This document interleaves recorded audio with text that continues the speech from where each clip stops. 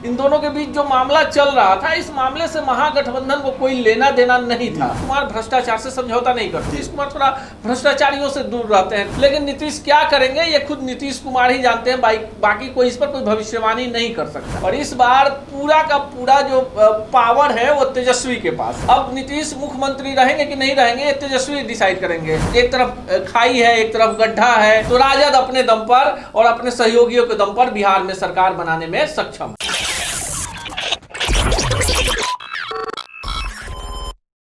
नमस्कार, आप देख रहे हैं राजनीतिनामा, जहां पे दिन भर की बड़ी खबरों पे हम चर्चा करते हैं और जो ज्वलंत मुद्दे हैं उनको हम दर प्रतिदर उनको जो गांठें हैं उसको खोलते हैं और बताते हैं कि आखिर इसमें चल क्या रहा है। अभी का टॉपिक है अशोक चौधरी और जो विस्कोमान के अध्यक्ष हैं सुनील सिंह, उनके बीच में जो विवाद हुआ है, इसको लेकर अब बाजार में चर्चाएं चल रही थी कि नीतीश कुमार क्या उनको फटकार लगाएंगे, क्या महागठबंधन अलग हो जाएगी।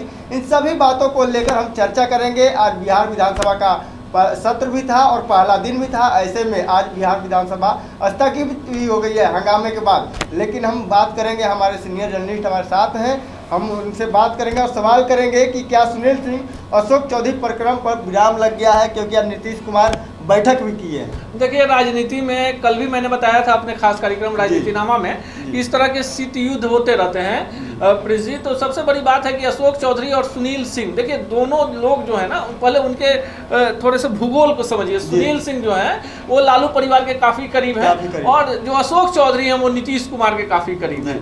इन दोनों के बीच जो मामला चल रहा था, इस मामले से महागठबंधन को कोई लेना देना नहीं था।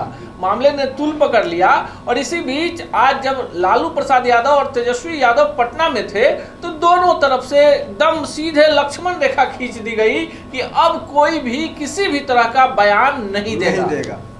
दूसरे सवाल के ओर बढ़ते हैं। तेजस्वी मामले पर क्या नीतीश क्या करेंगे, क्योंकि उन पे अब सीबीआई ने चार्जशीट देखिए एक बड़ा अहम मुद्दा है और इसका प्रभाव 2024 के लोकसभा चुनाव पर पड़ सकता है।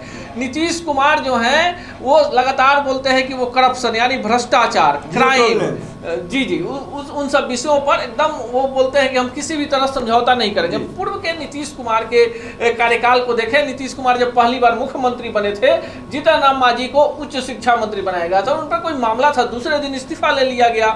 फिर नीतीश कुमार जब मुख्यमंत्री बने, इस बार जब मुख्यमंत्री बने थे, भाजपा के साथ सरकार थी, मेवालाल चौधरी को बनाया गया था मंत्री, शिक्षा मंत्री, उनसे इस्तीफा लिया गया। उसके बाद सुधा श्रीवास्तव से इस्तीफा लिया गया। उसके बाद समाज कल्याण मंत्री मंजू वर्मा थी, उनसे इस्तीफा लिया गया। तो नीतीश का एक लंबा फहरिस्त है और इसमें एक बड़ी बात है कि नीतीश कुमार भ्रष्टाचार से समझौता नहीं करते हैं। अब देखिए, तेजस्वी यादव का जो मामला है, भाजपा को बैठे बिठाए एक बड़ा मुद्दा मिल गया है और जाहिर सी बात है कि जिसका जैसा नेचर रहता है, जिस तरह का उसका मनोभाव रहता है, नीतीश कुमार थोड़ा भ्रष्टाचारियों से दूर रहते हैं, खुद के दामन को दागदार नहीं होने देना चाहते हैं। अब अगर तेजस्वी के मामले पर नीतीश कुमार कोई बड़ा यू टर्न ले लेते हैं, जैसा कि अभी लगता नहीं है कि कुछ नीतीश कुमार करेंगे जब तक न्यायालय से कोई फैसला नहीं आ जाता है, लेकिन नीतीश क्या करेंगे ये खुद नीतीश कुमार ही जानते हैं, बाकी कोई इस पर कोई भविष्यवाणी नहीं कर सकता है। लेकिन इससे पहले का इतिहास रहा नीतीश कुमार का कि पिछली सरकार में जब तेजस्वी के साथ थे तो एक मात्र ऐसा ही प्रकरण हुआ था, उसके बाद तेजस्वी का इस्तीफा ले लिए थे और सरकार से अलग हो गए थे।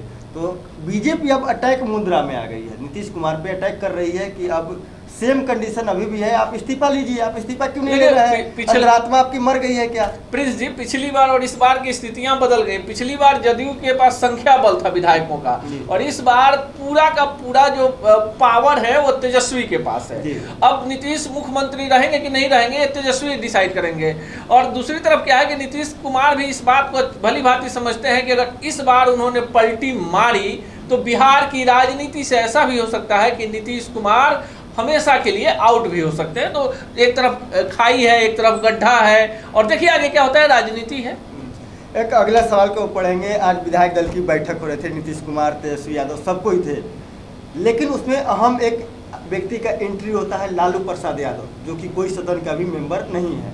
उस बैठक में जाते हैं, उसके बाद सब कुछ खामोश हो जाता है। उससे पहले की कयास लगाया जाता था कि अशोक चौधरी प्रकरण में हो सकता है सुनील सिंह को नीतीश कुमार जांच पड़ताल लगाए, उसमें पूरा कुछ एक्शन ले ले, हो सकता है कुछ सरकारें टूट जाए, लेकिन लालू यादव की एंट्री होती है, उसके बाद सभी लोग खामोश रहते हैं। ऐसा क्या कुछ चल रहा है? देखिए, 2 बैठकें हुई। पहली बैठक हुई, इसमें करेक्ट कर दें, वो विधानमंडल दल में बैठक हुई और उसमें महागठबंधन के तमाम विधायक शामिल थे, विधान पार्षद शामिल नहीं थे, विधायक थे। और वहां पर नीतीश कुमार ने कई सारी बातें कही कि जो गठबंधन धर्म है उसमें तेजस्वी थे, उसमें लालू नहीं थे।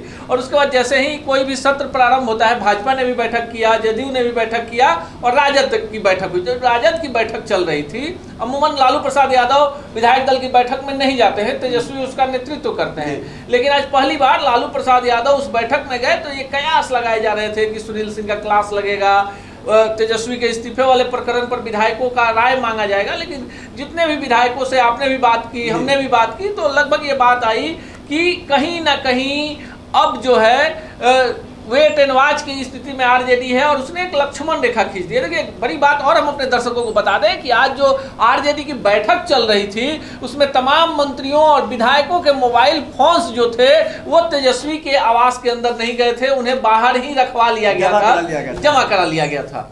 दूसरे अगले सवाल की ओर बढ़ेंगे, क्या महागठबंधन की गांठ अब ढीली हो रही है? देखिए, जिस तरह से माहौल बन रहा है बिहार में कि सरकार कल गिर जाएगा, आज गिर जाएगा, हो सकता है सत्र खत्म हो उसके बाद गिर जाए, क्या लग रहा है? देखिए, महागठबंधन की गांठ इसलिए भी ढीली नहीं हो सकती है कि अगर नीतीश कुमार साथ छोड़ के चले जाते हैं तो महज 8-10 विधायकों की आवश्यकता पड़ेगी तेजस्वी यादव को। जदयू में भी बहुत सारे ऐसे लोग हैं जो मंत्री नहीं बनाए जाने और नीतीश कुमार की जो राजनीतिक पारी है उसके चलते वो समझ रहे हैं कि अब उनका भविष्य जो है जदयू में सुरक्षित नहीं है। तो प्रिंस जी, वो लोग भी पलटी मार सकते हैं, इस बात को समझना पड़ेगा। जीतन राम मांझी के पास 4 विधायक हैं, 2 और विधायक हैं जो किसी के समर्थन में नहीं है। तो मिला जुला के जो स्थिति बन रही है, नीतीश कुमार अगर इस बार पलटी मार भी देते हैं और भाजपा खामोश रहती है तो राजद अपने दम पर और अपने सहयोगियों के दम पर बिहार में सरकार बनाने में सक्षम है। लेकिन देखिए, एक खबर आ रही है सामने निकल कर कि राजद जदयू का एक बड़ा धड़ा है जो कि टूटकर आरजेडी के पास चला जाएगा अगर नीतीश कुमार बीजेपी में जाते हैं। तो क्या मानसून सत्र के बाद कुछ खेल हो सकता है? देखिए, इस तरह की खबरों का कोई हाथ पैर नहीं होता है, इस तरह के कयास लगाए जाते हैं। और आजकल जिस तरह की डिजिटल क्रांति है वो सूत्र होते हैं। देखिए, हम लोगों ने लंबी पारी खेली, अखबारों में काम किया, टेलीविजन चैनल में काम किया, एक सूत्र होते हैं और वो सूत्र क्या होते हैं? कोई अदृश्य शक्ति नहीं होती, उन्हीं के विधायक होते हैं, उन्हीं के पार्टी के पदाधिकारी होते हैं जो उन बैठकों में शामिल होते हैं। जो कयास लगाए जा रहे हैं वो उसको आप मुंगेरी लाल के हसीन सपने के तौर पर देख सकते हैं। ऐसी कोई भी बात नहीं है और नीतीश कुमार बिहार की राजनीति में ऐसे ही 15-20 वर्षों से लगातार चाणक्य की भूमिका में नहीं है। नीतीश जानते हैं कि अगला कदम क्या उठाना है, किसके साथ जाना है और क्या निर्णय लेना है। तो फिलहाल जब तक कोई बड़ी उपलब्धि नहीं होती है, कोई उलटफेर नहीं होती है, कोई भी कयास लगाता है उसको अंतिम परिणाम नहीं माना जा सकता कि जदयू का एक बड़ा धारा टूट के आरजेडी के पास चला जाए। आप देख रहे थे राजनीति नामा और इसमें हमने तमाम जो विषय थे उस पर चर्चा की और बताया आपको दर प्रतिदर की आखिर बिहार की राजनीति में क्या कुछ होना है। क्योंकि जिस तरह से प्रकरण चल रहा है, सुनील सिंह और अशोक चौधरी को इसको लेकर काफ़ी कयास लगाए जा रहे हैं कि वो उनके बोल नहीं है, उनको ऊपर जो नेता है उनके द्वारा ये बुलवाया जा रहा है और इस सरकार बिखर जाएगी और बीजेपी के साथ नीतीश कुमार चले जाएंगे। हालांकि राजनीति में संभावना कभी भी खत्म नहीं होती है। आगे क्या कुछ होगा हमारी नज़र उस पर बनी रहेगी। हम आपको अगले एपिसोड में बताएंगे कि क्या कुछ खास होने वाला है। बहरहाल इसी तरह के आप अपडेट के लिए हमारे साथ बने रहें। ऐसे ही खबरों के लिए जुड़े रहिए बिहार टॉक से। यूट्यूब पर लाइक और सब्सक्राइब करें, बेल आइकन जरूर दबाएं। फेसबुक, ट्विटर और इंस्टा पर फॉलो करें। धन्यवाद।